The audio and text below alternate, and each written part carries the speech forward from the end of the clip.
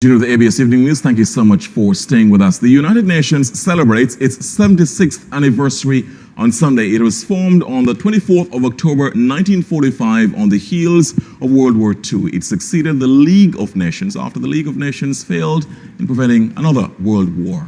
Well, ahead of the milestone, Antigua and Barbuda and the United Nations Office for Barbados and the Eastern Caribbean are marking the achievement with a series of activities. Our reporter Jessica Russell has the story on how this country acknowledged the milestone today. Antigua and Barbuda has marked the occasion with a symbolic tree planting ceremony. United Nations Day is on Sunday, and Foreign Affairs Minister E.P. Chet Green turned the soil at a tree planting event at the Prime Minister's office to commemorate the day. Antigua and Barbuda has been a part of the UN since 1981 after becoming independent.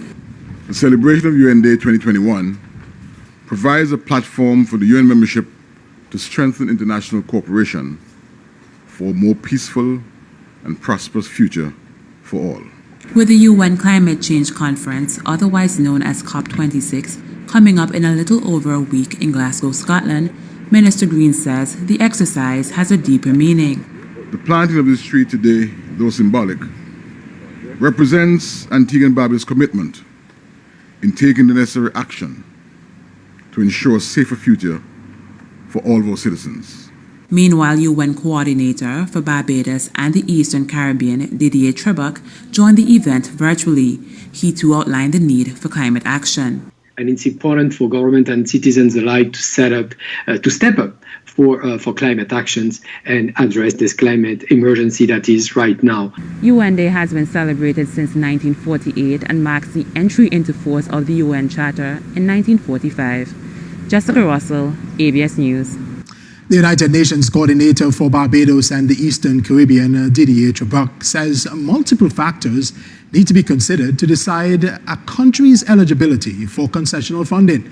He is supporting a call long advocated by Prime Minister Gaston Brown for the removal of the criterion of per capita income.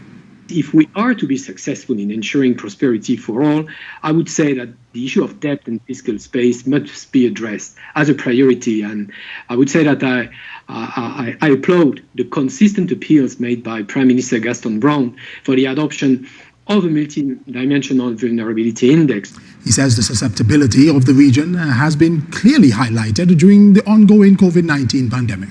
Countries often face a situation of very limited fiscal space, as we know. And this is further exacerbated because these vulnerabilities are not well captured by the classification of income or GDP per capita.